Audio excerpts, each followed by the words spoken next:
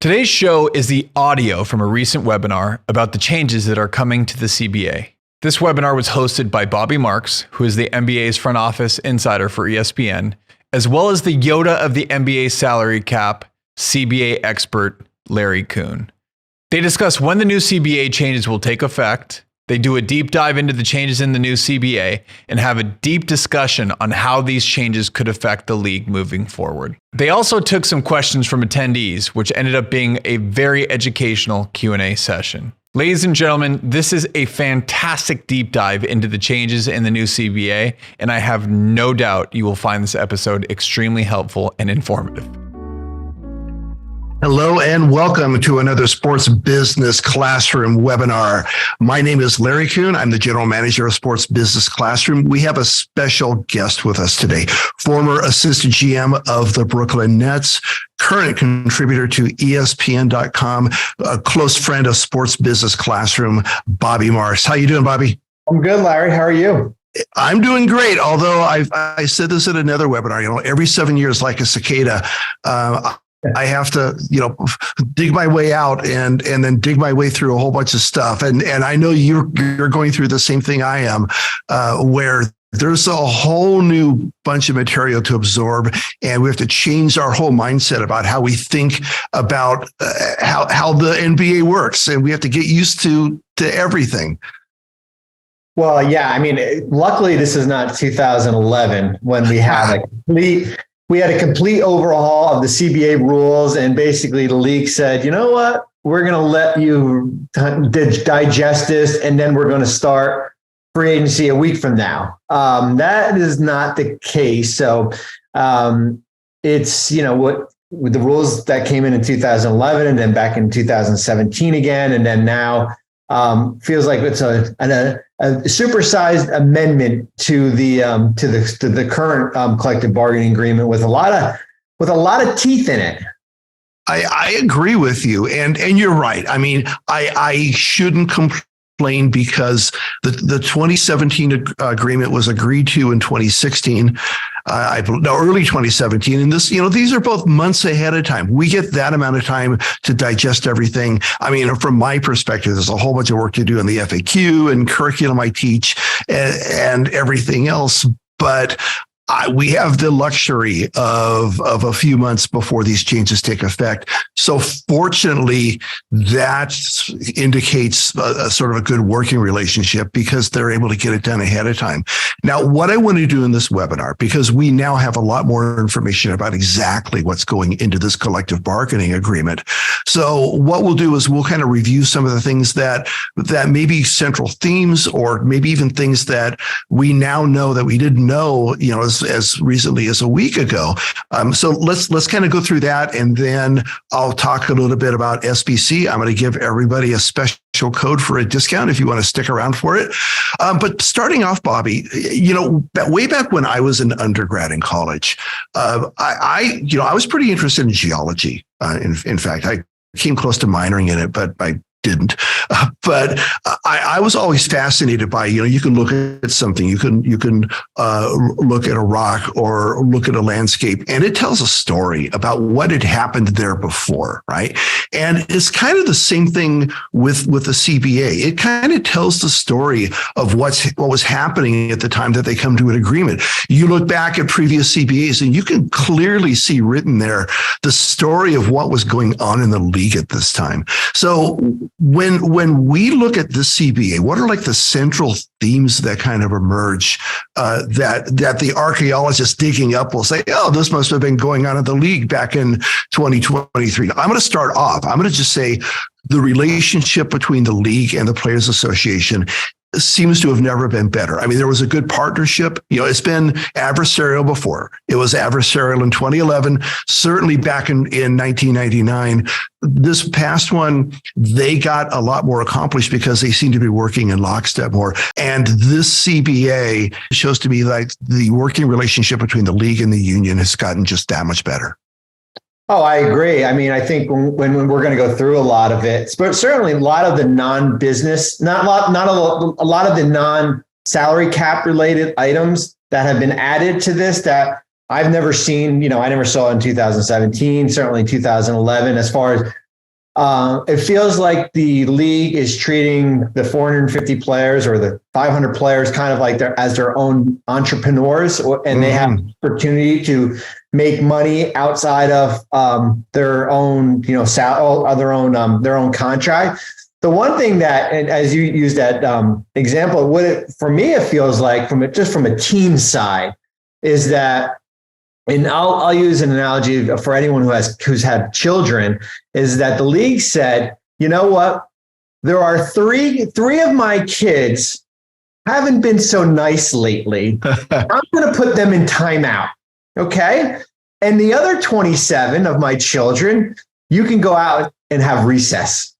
You can do whatever you want, as long as you're within these certain limits here. And I think that kind of leads into, certainly the second apron, the restrictions that are going to be in place, certainly, and we'll dive more into this in a minute. But that was kind of my where when the more teams you talk to, like, oh, we love these rules, and then you talk to certain teams, they're like, yeah, this is a hard cap. This is a hard cap as far as we can re-sign our own players and stuff, but my draft pick 7 years from now might be frozen and I can't trade. And so that for me, from being on the team side, that's how I view it as far as how the league kind of took that position. Yeah, some of the notes I wrote down was it kind of seemed like they were saying, don't sweat the small stuff. In other words, there were a lot of restrictions about, the trade margins that you have and other things you can and can't do. But the league just said, okay, if it's a smaller transaction, we don't care. Go out, have fun, do it. We want to encourage player movement if you want to do it, give you that flexibility.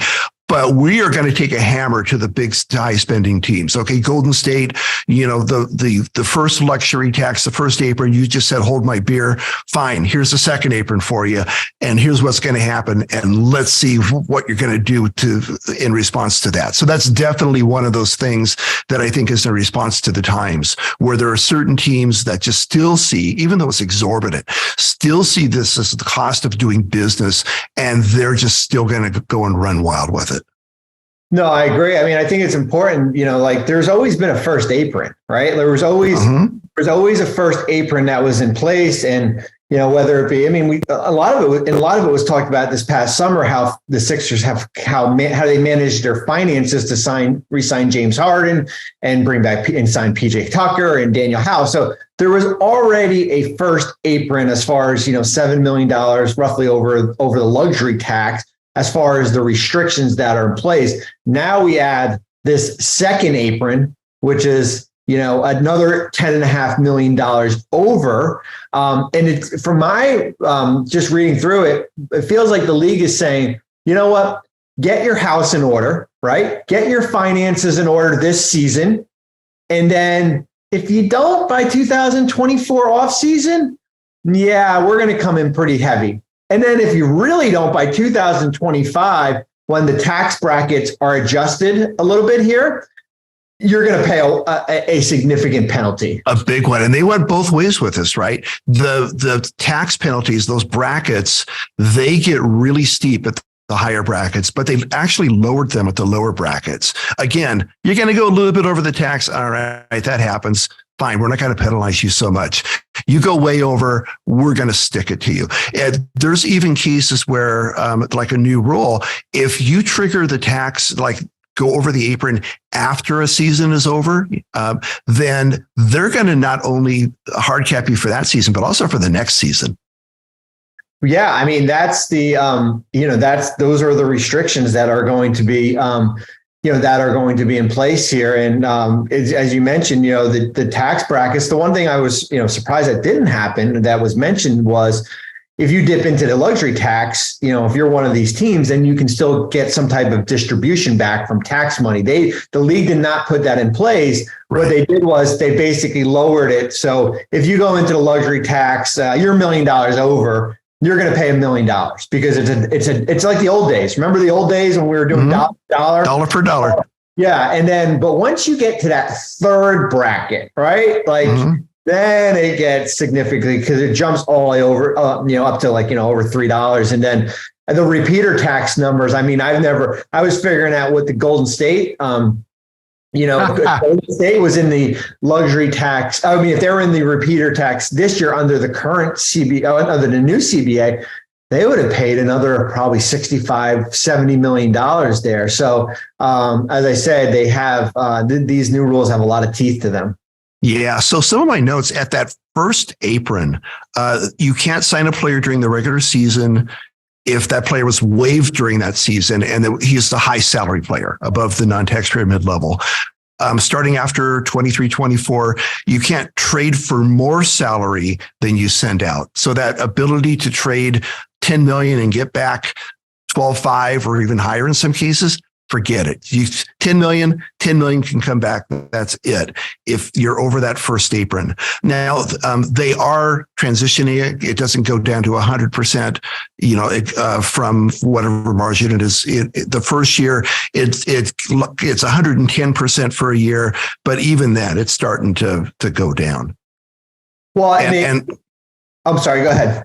Oh, and I was going to say, there's also restrictions there. There's what we always called the trade exceptions or traded player exceptions, where you and I think of it as a non-simultaneous trade, where you have a year to make up the salary from a trade, and they're even adding more restrictions to that for your ability to use past ones. They're doing a cutoff. Yeah, I mean, so if you're looking at teams who are those first apron teams this upcoming offseason, you're looking at certainly teams like Atlanta, Boston, depending on where their salaries, Denver, Milwaukee, Philly.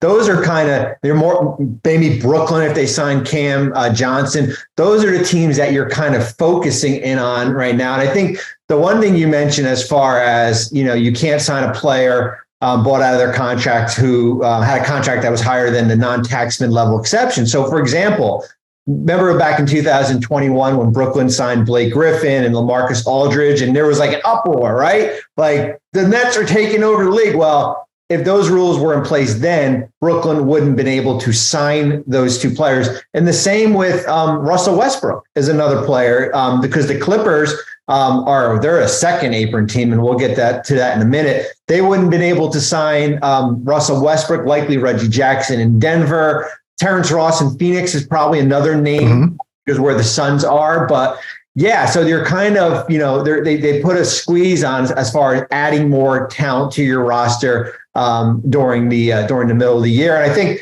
the interesting thing with the trade, the trade exception being decreased usually was 125%. Now it comes down to 110. So the James Harden trade to Brooklyn in 2021, when Harden came in at a $40 million salary and Brooklyn sent out $33 million, and it worked by the league rules, but it added another, $25-30 million to the Nets luxury tax bill here. So that basically is going to be, shrunk down here.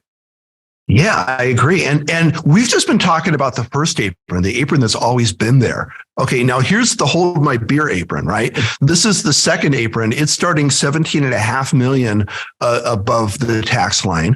And at the second apron, teams can't use their taxpayer mid-level exception at all.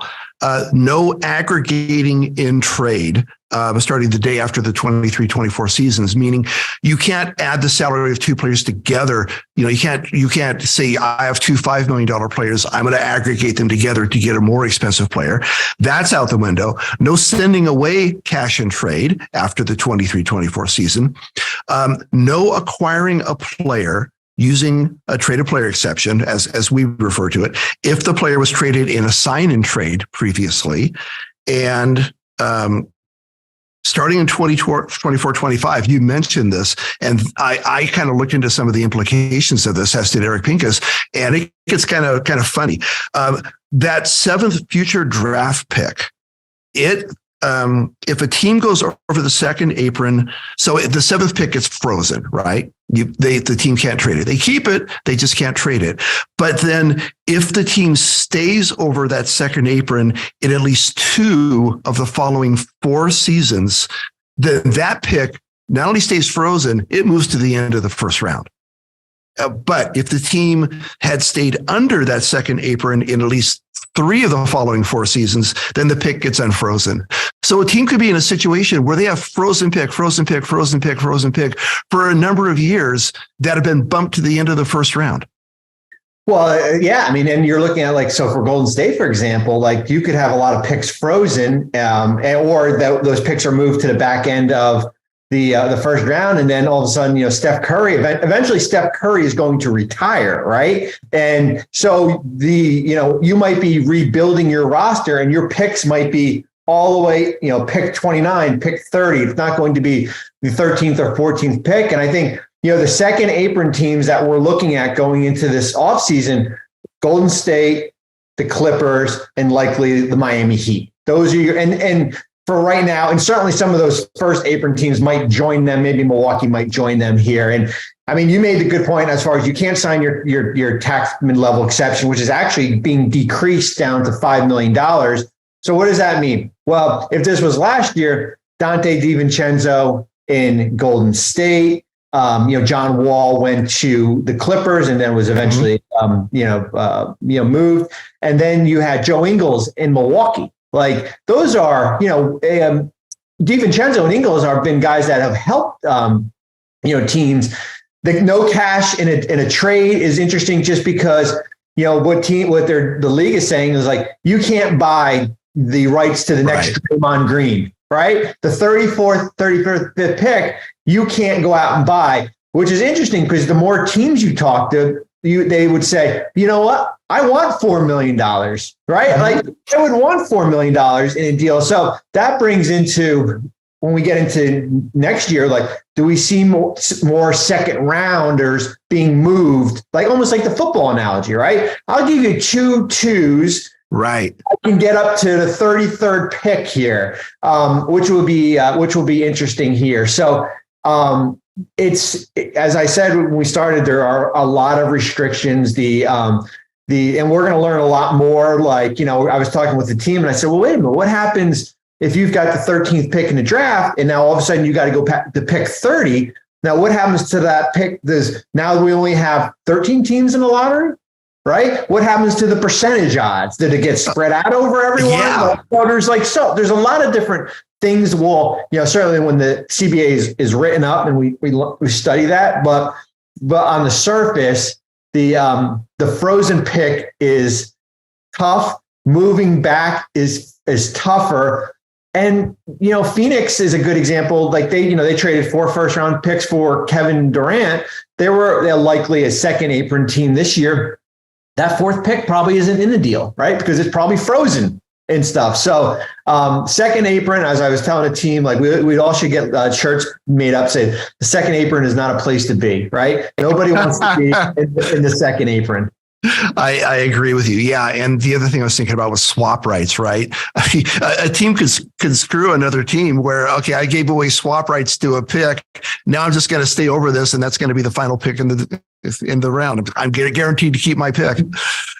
And the other thing, I mean, and you mentioned it, 7 years from now, and these second apron teams, the thing people have to keep in mind is that success kind of goes in cycles, and you're good, and then you're not so good. When you're good, you normally get lower picks. When you're not so good, you're getting better picks. So when the teams are good is when they're spending a high amount of money. So the picks that they're giving up are the picks for back down here in the trough when they're not so good. Those are going to be high picks, most likely. So when teams give up freeze those picks and they move to the end of the round, they're good teams. By the time they get to where they're going to get used, they're bad teams. And so they're not moving from like the 28th pick to the 30th pick.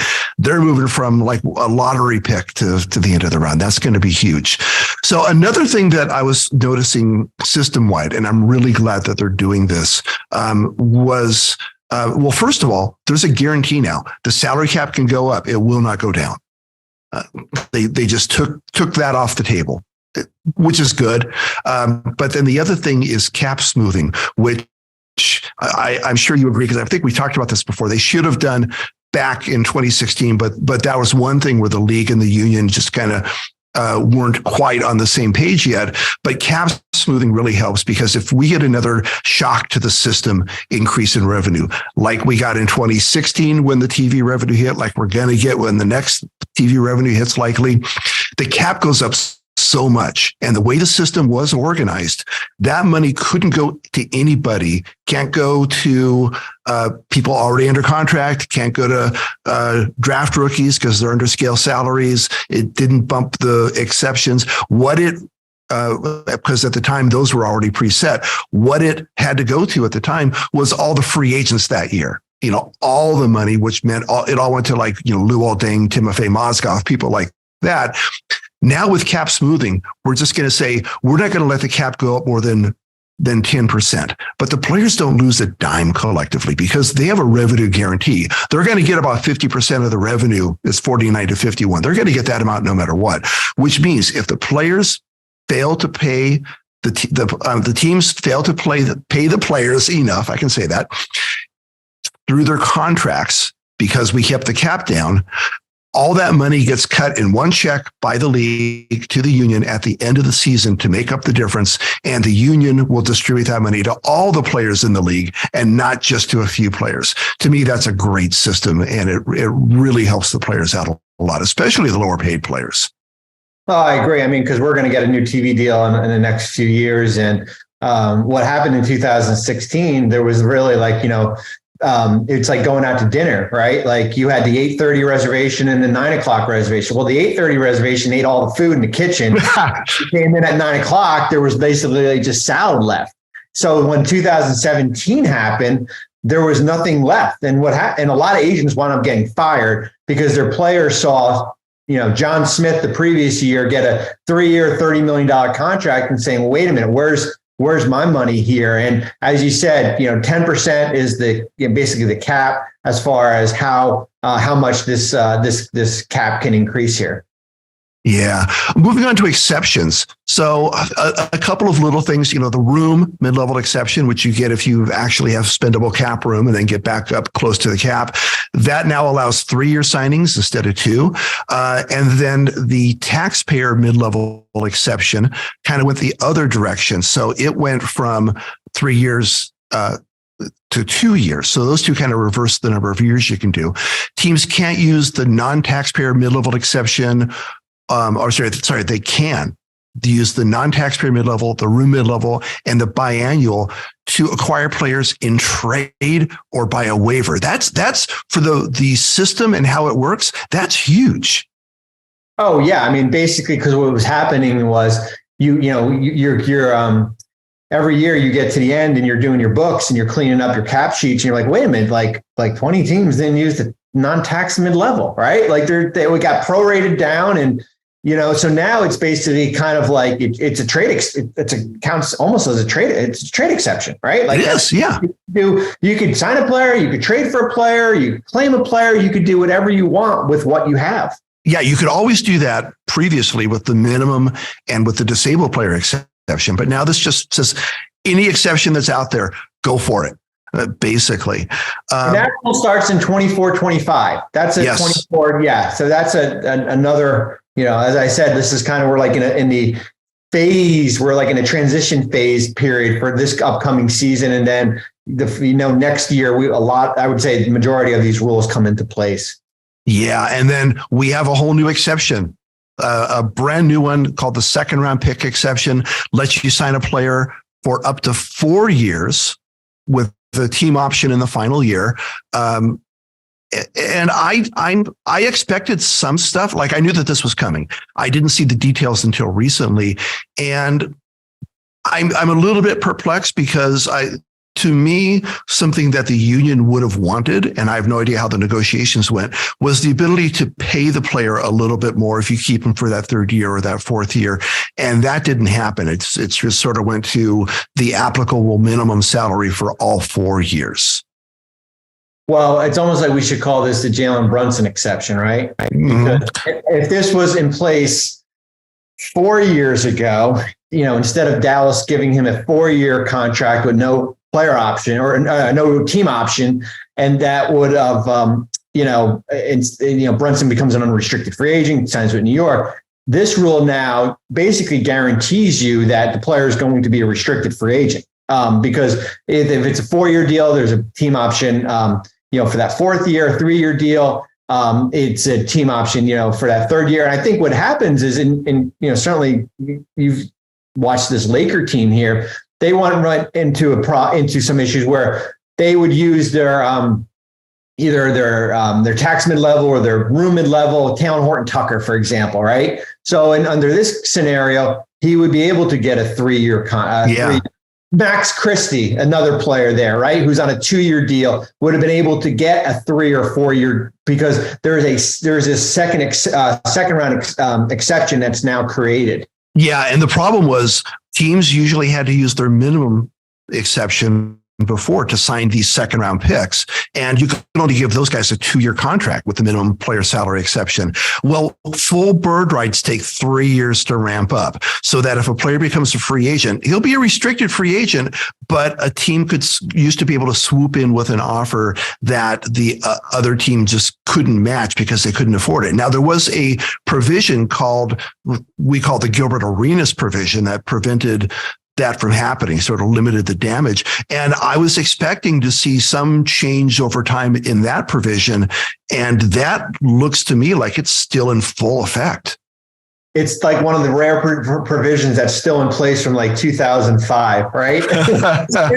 18 years later, it's still in place. And the Arenas provision now will basically protect teams that sign those undrafted free agents, Austin Reeves, for example, who are on a 2-year contract, and they don't have cap space to match a big whopping offer sheet. And, certainly teams can backload it, but that's how the Arenas provision protects these teams here. Yeah, exactly. And a couple of things I noted with trades. One is those trade multipliers. You can, if you're under the tax, depending on what bracket you fall in, you can either get 175% of what you send out, or 5 million more than you send out, or 125% more than you send out. That sentence is my favorite sentence in the CBA, by the way. It's like 2 paragraphs long, 1 sentence. But now they just kind of relaxed those rules. They made those margins larger. Even the dollar amount increased from, what was it, 5 million to 7 million, I think it was. And the other one increased to 200%. So again, if it's a small trade, we don't care. Have all the flexibility you need for something like that. And then the other trade rule that I noted was that, those 1 year, I'm going to be a bird player, therefore I have this tacit no trade, because you can't trade a guy who's on a 1-year contract who will lose, who will be bird, because if you trade him, his bird rights drop, so he has to consent to a trade. So it's always effective a no trade clause. Well, now, they didn't take that away, but they said that when you negotiate that contract and sign it, you could waive that consent requirement during the signing. Yeah. So, for example, Kessler Edwards was a player that was traded from Brooklyn to Sacramento this year. Edwards had signed a 2-year contract last offseason, had a team option in year 2. He's considered a 1-year bird guy. So when he was traded, he had to consent to the deal because because of the contract that he had signed. Under the current rules, or the new rules, when he did his contract, they can agree or to not put that in there. So you're not waiting. So how it helps, Larry, is that 245 on trade deadline day, right? Yeah. The deal, 1 year bird guy, what we're talking about. All of a sudden, you're in a mad scramble. Well, this guy's on a plane going somewhere. We can't get him to consent. Then the deal probably comes off the table. Now it's just an easier kind of transition here. Yeah. So that was kind of under my overarching category of just do stuff that makes sense. Right. And that seems to be one of those things where they did that. Extensions, they upped the salary, the raise you can get in a new extension from 120% to 140%. I think that's a step in the right direction. I would have liked to see, whatever you can, if it's your own player, whatever you can give them after July 1st, just give it, let them take that after in late June. But they did at least take a step in the right direction. Yeah, I mean, I would have loved it, and I got a little bit pushback, but I would have liked to seen, and it's probably more because some guys have signed some team-friendly extensions where you're signing for the percentage of the cap. You're giving them more leeway. Like, so it goes from 120 to 140. So it helps Jaylen Brown, for example. Jaylen, this all could be moved if Brown earns all NBA and is super max eligible, and that's a different conversation. So Brown's currently eligible to sign a 4-year, 165 extension. Now, under the new rules, that gets bumped up like to 189, right? That's kind of like the max that he could hit. So it's an extra 24 million. That's the most that Boston could offer. Now, the problem that teams are still going to run into, Domantas Sabonis, right? OG Anunoby, possibly DeJounte Murray, Mikal Bridges down the road. Guys sign somewhat of team-friendly extensions where even with this an extra 20%, you're still below probably what they think they can earn in free agency. So for Sabonis, he'll play out next year on an expiring and then become a free agent in 2024. Same with Murray in Atlanta, likely. Yeah. So that's, I understand, the PA wasn't going to get everything, with that. Of course. So it goes up to, there's another 20% there. Yeah, so you're right. They'll become a free agent and therefore a flight risk. So free agency is less certain. That you might lose your player. It's harder to do long-term planning because you don't know what's going to happen. That's why I would have liked to see it even more relaxed. But 140, I think, is a step in the right direction. It helps a lot of players, even though there are a few players left over who it's not going to help. Some other things with the extensions. This goes into the category of let's just simplify it, right? These were rules that were more of complications than they're really solving problems. One is that all rookie extensions can now be 5 new seasons, not just the designated couple of players. And those designated player roster limits, you can only have 2 on your roster and only 1 who is required by trade. Those rules are gone. Yeah, I mean the rookie extension now. So guys like Tyrese Maxey, who maybe is not a max guy, can get a 5-year contract. This in the offseason when he's extension eligible here, and the designated rookie vet, and then rookie the limit where you can only have 2 per designation, and certainly you couldn't have 2 that were acquired in the trade. So this rule came to light last summer where not many people knew about it when Ben Simmons was being mentioned in trade rumors, or Brooklyn was being mentioned in trade rumors with Kevin Durant, and everyone's doing all these hypothetical trades. And we're thinking, well, wait a minute, we're going to trade Ben Simmons to Miami. Well, no, you can't. You can't go there. Yeah, you can't go there. So this now basically eliminates it. And where the team that helps the most is Cleveland. Now, so Cleveland had signed Darius Garland, acquired Donovan Mitchell, so they're at their 2, right? Evan Mobley. So when Evan Mobley's extension eligible next, I think it's next offseason, they'll be able to extend him if they want to commit to the max.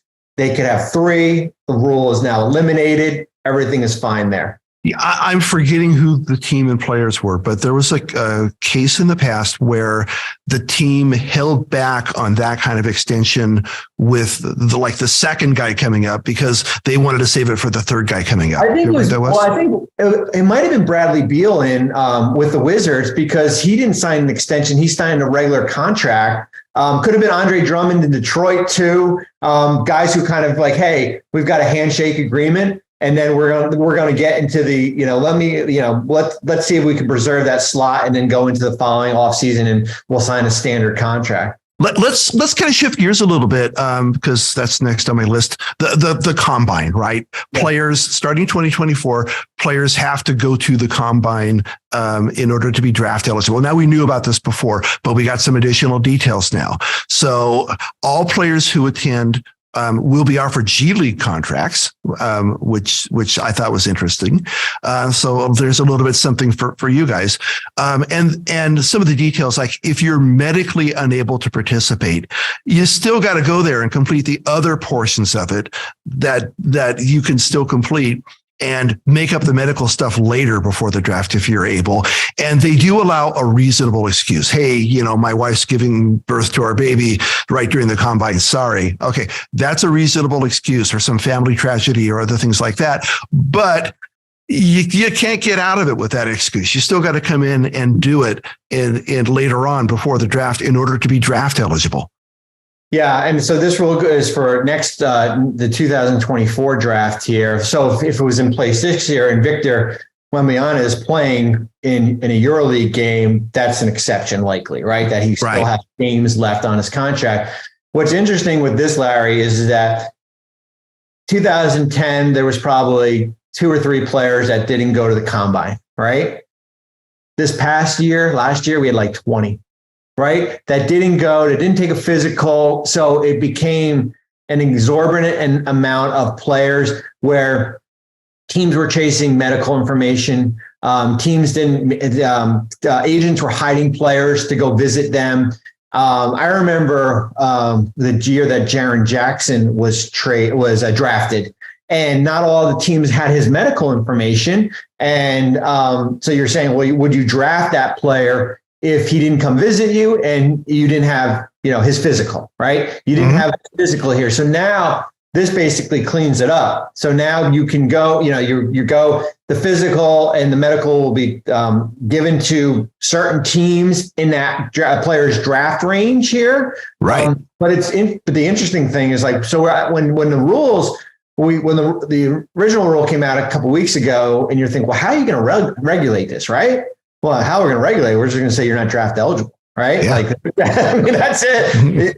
That's basically it now. So you'll see all, if you're the top 50, you'll see them in Chicago a year from now, and I think this is a big win for the league, for the teams. Absolutely, something they pushed pretty hard for. Yeah, and you're right. The medicals, they do collect the medicals now, and they do go to the teams that are in that player's draft range, as they kind of rank them, and they have that whole system there for how to rank them. But one thing that I thought was interesting, what are your thoughts on this? Because one thing that seems missing is that what if you're considering moving up, trading up in the draft? You're not in the guy's range. You're considering a trade into the range, and you don't have the guy's medicals. They do. Can you see any weird stuff happening there? Yeah, I guess the only thing that is, does the agent have access to the medical information to give to the team, to a team that's picking 22 and has a possible deal on the table to get the 5, right? Like that's, that's the big, that will be the big question. And as you know, most of these deals don't happen until the night of the draft, as far as moving picks. That's something that, as far as where all the information is stored, how does the league get the medicals to teams that aren't in that range, but has a chance to get there and wants to view it? Right. So they'll figure it out, but I just saw that as a complication that surely will come up. 2 ways. So we already knew they were going 3 2-ways per team. One interesting thing I saw is that if the league doesn't keep up sort of their minimum roster requirements, the union could say, we're eliminating that third 2-way for the entire league for the rest of the CBA. Yeah, and that was a big thing from the players, association, was that more jobs, right? More jobs that we add now, 30 new jobs, still not eligible for the playoffs here. Certainly would have to be like Anthony Lamb and Golden State would have had to be converted. I was interested to see if there was still going to be a years of service restriction, as we do with the first 2-2-ways, which basically stays in place. Like maybe you give, and I think where you would have seen the years of service, Larry, lifted was if the league would have, the one and done rule, right? If they would allow kids out of high school to come into the league, then maybe with that third 2-way now is kind of designated to a vet, right? That can kind of in that mentorship role, but but it stayed in place. And as I said, 30 more jobs here. Yeah. Now, one problem that did exist, and I've heard agents complain to me about this before, is that if you're representing a guy who's like a borderline, he would have been the 15th guy in the roster. A lot of teams were choosing not to sign the 15th guy in the roster, leave it at 14, and then just fill it up with two ways. So your guy who would have been 15 is losing out. And that was a legitimate thing. And they addressed that. So they created what are called under 15 games, which means a game in which you have fewer than 15 active players on your roster. And a team can't have any two-way players on their active list once they reach 90 of those under 15 games. And they count, it's not just one per game. It's however many two-ways are on the roster per game. So if there's 3 two-way players on the team for 30 games without that 15th guy, that's your 90. So you can get there as soon as 30 games have elapsed in your season. So it is a good solution to the problem, addressing the fact that 15th guy won't be signed to a contract. Yeah, and people are probably thinking like, well, how does the league or the player association come up with some of this stuff? Like, how does this language? And what happens is that basically somebody's keeping a notebook going over the last 5 or 6 years, once that 2017 CBA, and saying like suggestions, recommendations. You're getting feedback from agents. You're getting feedback from teams as far as some things that can be changed, and this is certainly one of them. Yeah, when teams would be on a road trip and get to New York, the league would often set up meetings with them and just let's get your thoughts on stuff like this. Yeah, and that's why we see the under 15. Like if you would have said to me, that's one of the rules that's going to be in it, I would have been like, yeah, okay, but and certainly there was a lot of complaints, and that's something that the Player Association certainly pushed for. Right. Okay. Under free agency. So one nice thing, in fact, they've done a couple of things again to address the current problems that exist. Right. One is that teams can start negotiating with their own guys after their last game. Okay. Something that was obviously unenforceable, and you know what's going on. It's like, okay, he's your player under contract. It's not a big deal as far as the no future contract discussions rule. But then the other thing that they're really addressing is what they're called jumping the gun penalties. The whole thing where, you get to the clock strikes 6 p.m. now on June 30th, and a half an hour later, every free agent is spoken for. So starting in 2024, players and agents. So the league never could say anything. The leagues always came from the agent side. But starting 2024, players and agents can't announce agreements until after the moratorium ends. And the league can fine teams $2 million, suspend personnel, forfeit draft picks if they jump the gun. And the union can fine agents if they do as well. Yeah, I mean, so at 6:01, we're not going to hear Lonzo Ball was signed and traded to the Bulls from the Pelicans here, and that's going to be interesting to monitor as far as we've seen a lot of whether it be coming from whether it be agents and sometimes the agents' names are tagged to it. Now, if you're going to put something out at 6:01 or 6:05. Man, you better hopefully there's no paper trail, right? Because you do not want to the league to be like, okay, hand over your phone, right? Yep. I don't want a $2 million penalty or draft pick loss. And that's going to be, so this year you can still, as I said, it's a lot of this transitioning into the following year. Exactly. And then the final thing I wrote down for free agency is restricted free agent. That matching period was shortened to 1 day. Well, basically noon is the cutoff. If the offer sheet comes into the old team by noon, then you get to midnight of the next day. If it's afternoon, then you get an extra day after that. If it's a restricted free agent signed during the moratorium, that matching period starts when the moratorium ends. And that's something I've never liked as a rule, because it doesn't put any of the same pressure on the team. You're just still giving the other team more time. You sign them on July 1st. Now you're still giving them until July 7th in order to figure out whether or not to match. I would have loved that match period to be moved into the moratorium as soon as the signing is, but that just did not appear in the new agreement. No, I agree. And that's why there's so few offer sheets out there, is because the team doesn't want to assign a restricted free agent on, let's say, July 1st. And then all of a sudden, like, you have 5 days to be in a holding pattern. What am I going to by that time, all the free agents are probably off the board. If you get your cap space back, because, the Suns matched DeAndre Ayton here. So yeah, I thought you could have kind of pushed that into the moratorium, but they didn't. And now we have, a little bit of a change in that. Yeah. So if you're one of those restricted free agents, by the time you're really able to sign an offer sheet somewhere, because teams aren't going to sign them during the moratorium, now all the money's dried up. So I really thought that would have been a great thing. And that would have been in my top 2 or 3 of my wish list for what I would have wished I'd seen. Even before I saw this, that was on near the top of my wish list. Discipline. So the max fine for players tampering is $100,000. It's not that amount. It's the fact that they added that makes me wonder, are they going to start enforcing player tampering now?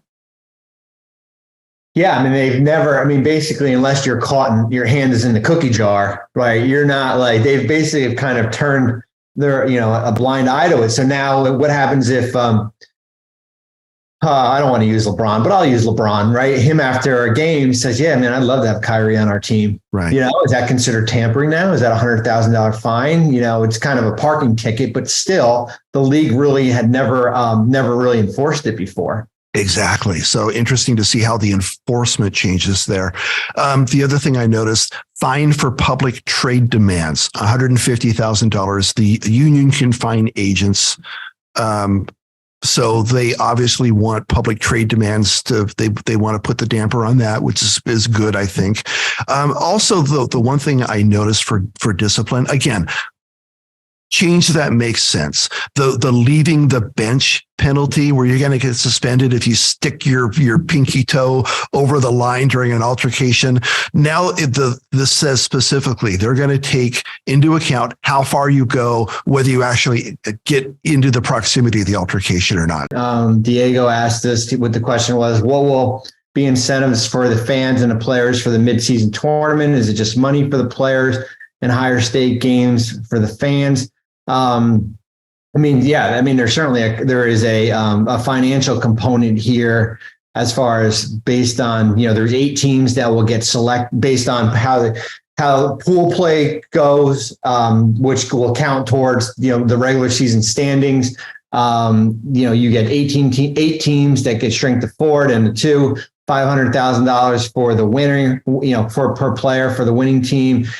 As I said, when it came out a few weeks ago, it didn't move the needle for me, the in-season tournament. Now, if you would have said to me, hey, the winner of the in-season tournament is automatically into the playoffs, that maybe moves the needle.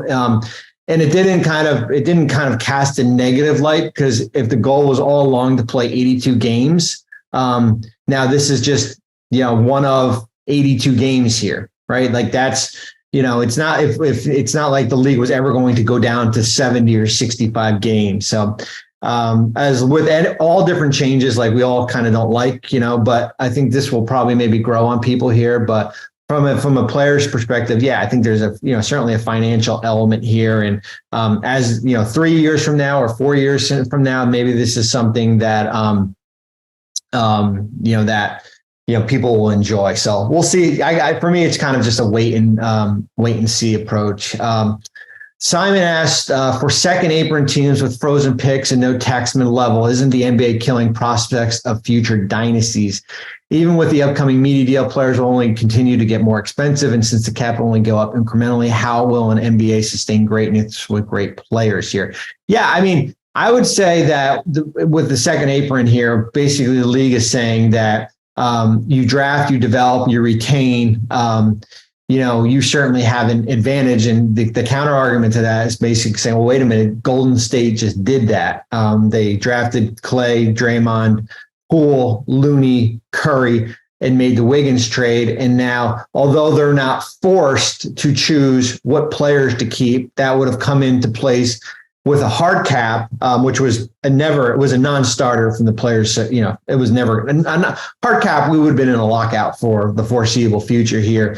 It is going to squeeze teams as far as how they, as we've talked about with Larry, how you add to your roster here. So as far as, the tax mid-level exception, does it move the needle? Did Dante, who's a nice player here? Yeah, he helps, but is he a guy that can, take a team and continue a dynasty? I don't know. That's probably a question for another day. Will it, the frozen picks, I think, the league looks at it as far as the ability to trade future ones for a star player. The restrictions as far as how much money you can take in a trade. Basically, I guess we can call that the Clipper rule, because you saw in the past 2 years, the Clippers make trades for Norman Powell, Robert Covington, Eric Gordon this past year. And then your salary cap bill, adding on because you're taking on more money here. So they're basically kind of, eliminating that. I would have loved to see the league put into place where you're getting more tax relief based on if you draft a player in the first round or second round here. And maybe if he signs a $10 million contract, only $8 million is applied to the tax, where you're giving them a little bit of a break. We did not see that at all here. So the rules are tough. I mean, the second apron is a tough rule to digest. I get it as the cap, especially it's only going to grow 10%. In all this revenue is coming in, that you're thinking that basically it's going to be a level playing field for all 30 teams here. Preston asked, do you think the second apron will lead to more non-guaranteed contracts, waivers, and stretch to avoid going into that threshold?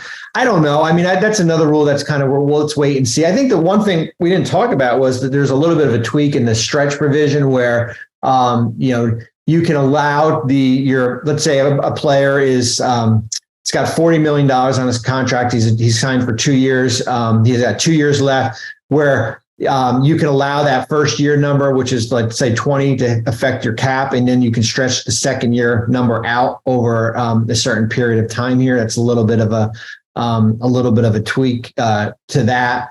There was so Aaron Perlstein asked, apologies, was already asked, can you talk to and this, Larry, we talked about it, but you can answer this again. Can you talk to how the second round exception, he labeled it the Pelinka rule. So maybe in our notes, we will change it to the Rob Pelinka rule, will work, and how much you project to be in that exception. So the exception is for the minimum salary. So it's the applicable minimum salary for that player. So it is not something that you're going to get anything higher than that. It's basically, think of it like what they were signing their second round draft picks to before, right? They were using, but in most cases, they were using the minimum player salary exception, which let them go out to 2 years and not to the third year. So this is something that for second round picks lets them go out to the third year or even to the fourth year without having to switch to another exception like the mid-level. So a team would be able to use the second round exception to sign that second round pick to a 3 or even a 4 year contract, if that's what they negotiate. And by the time the player's through that contract and becomes a free agent, now you're past that threshold and you have full bird rights on the guy. Again, it's going to help your second round picks. It does not look like it's going to be usable for undrafted players. So in certain cases, it will help. In other cases, like Bobby was saying earlier, the Gilbert Arenas is still going to have to be that backstop. Yeah. I think we answered most of these questions. It looks like, yeah, we went through most of these questions. I mean, Diego asked about the Clippers and the Warriors, how they'll be hurt by this new CBA. We talked about that in the beginning. And Yeah, I mean, you're not going to be able to, as far as you'll be restricted as far as players you can acquire and trade. Larry, the interesting thing too, and I had a team tell me this, and this is why we continually study this. And they said to me like, "Hey, did you realize that if you're a second apron team and besides aggregating salary, like you can't even aggregate salary and take back less money, like that, like the league is basically saying, no, you're not getting a 10 and you're 10 and a 15 million. Like, it's basically, you want to acquire a $30 million player, you got to send them, basically like, $31 million, like like you are like, this is how it is. There's no aggregating. And even if you're taking back less money. Yeah, and like we were saying, it's going to be interesting to see how teams adjust over this next year. The three main culprits we were talking about, how they adjust in the next year to deal with this rule coming up. If they plan on dropping their salary down, or they plan on figuring out defensive mechanisms under the CBA to let them stay up in that range. Well, and I'm interested too if they snub their nose to these rules, some of these higher spending teams. Are we going to get into like the wild, wild west in like June before this new CBA starts, where we're basically seeing, basically teams using the 125% rule, right? Because it's still in place. Using your big trade exceptions, making trades here. That's what I'm interested to see if teams take an aggressive approach in the next few months, or are they going to kind of pull back and start, as I said, kind of getting their finances in order. Right. Hey, when I got cut off there was still a couple of things on my list. Maybe we can just crank those out real quick since we got to most of the questions in the Q&A. So we talked about free agency. We talked about discipline, player business opportunities. This has been well documented that this was happening. We got some more of the detail, like the players being able to invest in something that owns a piece of an NBA franchise. So invest directly in the NBA. We know now that they can now own no more than 5% of a fund. That it has to be a passive interest. They can't be on the board of a fund that has interest in a player. And they're going to be setting up an advisory committee to set up with, deal with any issues that come up. They can invest in independent WNBA teams, means there's no actual NBA owners on the WNBA team's cap table, no more than 4% of each team and no more than 8% collectively among all players.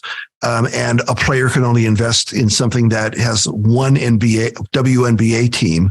They don't get any governance rights, but they're subject to all the rules and penalties that go along with being a governor. So if you, make a statement or something that, like a public comment about refereeing of a WNBA game, you could be subject to the fines, and agents are prohibited from investing. Let's see, the players owning shares in publicly traded securities that directly or indirectly own NBA teams. They can have up to 1% ownership of a team. Sports betting and fantasy, players can own less than 1% passive interest in something that has interest in NBA betting or in NBA contests like fantasy. You can have more than a 1% non-controlling passive interest if that company is sports betting or whatever, if it's not NBA related. And endorsements and promotions are allowed, but not directly for NBA bets or contests. So that's just some of the details that we saw there. Yeah, and that's when we started this, we said, I mentioned that there are more business opportunities for players to get involved than just kind of, playing basketball. Right. Like besides your contract, I think it's interesting that, when people hear, they have the opportunity to invest in NBA teams now, well, wait a minute, like, no, when you sign your contract, you cannot have a clause in there that you're going to get 2% of the team. Right. Like that's still like the side deals still are still in place here. It's basically you investing your money into something else here. And, I mean, there is a litany of things here that 10 years ago, certainly the sports betting investment, right? Like, which usually was taboo for a long time. But as you see the league and organizations getting, whether it be FanDuel or DraftKings or any of these other opportunities here, now they are allowing to, players to kind of invest in that. Yeah. And then we also have more details in that eligibility game limit to be eligible for one of the postseason awards. So some of the details now, it applies to all NBA, all defense, MVP, defensive player of the year, most improved player, 65 game minimum, or if you played at least 62 games, suffered a season-ending injury, and played it in at least 85% of the regular season games prior to injury, you're good. And by played in, they mean played at least 20 minutes, right? Although you can't have two games with more than 15 minutes, but less than 20. They give you a break for a couple of games there. You can grieve award eligibility. So if it was something where you were going to get a bonus in your contract, or it makes you eligible for that next tier of maximum salary, and you miss it because you didn't play the minimum number of games, well, you can do what they're calling an award eligibility grievance, where you can claim that the team willfully withheld minutes or games to deprive you of that eligibility. And if it's your burden to prove, but if you can prevail on that, then they can make you eligible for that 30% max or the 35% max, those things that you could have been eligible for had you been a recipient of one of those awards. And then the other is called the Extraordinary Circumstances Challenge, where a player can challenge to the panel that they're going to set up that they should have been eligible for one of these awards, but some extraordinary circumstance, whatever that happened to be, kept them from meeting that 65 game threshold. And the criteria, like if there ever is, and this is some of the things where they're starting to think about stuff that in previous years they didn't think about. In a case like a future pandemic, where the league just plays fewer games in a season, they're going to adjust the number of games in the threshold commensurately. Yeah, I mean, it's interesting, the 65, I think the 65 game limit, I don't want to say it's, a PR type, I think it just kind of, there was so much, talk about load management here. Now, you were never really going to curb, how do you curb load management? Like, how do you curb, players as far as, whether it be on a back-to-back or, as we live in a world of sports science these days where, hey, you ran 3,000, miles this week, I don't want you to play that Saturday game because your body here. So now this 65 game, limit kind of, there's basically it's basically like the 10% club, guys that would be eligible for some of these big awards here. I think the interesting thing is, when it comes to the Supermax, is that I think there's been 11 players that have signed Supermax. 10 out of 11 players, when they did, had played over 65 games. And the only one was Joel Embiid, and he would have hit the following year. He would have become eligible because he had hit 65 games here. So it didn't really, take money out of. It wouldn't have taken money out of those guys' pockets. But hey, when you're going, it's interesting when you're going. You retire one day, and you want to get inducted into the Hall of Fame, and you're looking at their resume, and you know what? All NBA one time. Why? Well, he played 55 games in 7 years, right? So, yeah, I mean, I think that's it's like the in-season tournament. I think it will grow on you as we, I think we'll need to see different examples when we get going next year. Yeah. And just a couple of other notes that I had. Teams can bring 21 players to training camp now. So there's an extra body there. 15 players can be dressed and active each game. So again, this just kind of makes sense.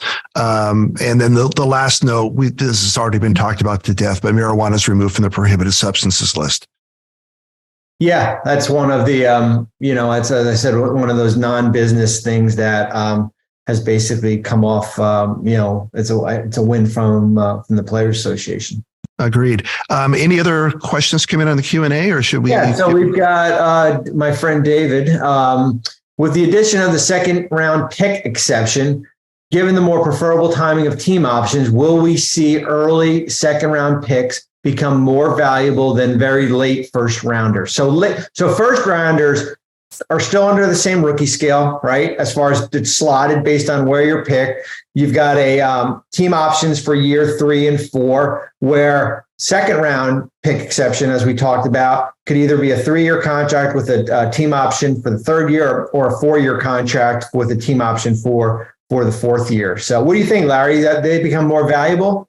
Well, first of all, I think the 31st pick was probably already more valuable than the 30th pick, because you're talking about just a tiny increment worth of a player, but you have so much more freedom with what you're going to do with that player in terms of a contract. So, yeah, I think that this is going to even just swing the pendulum a little bit more in that direction.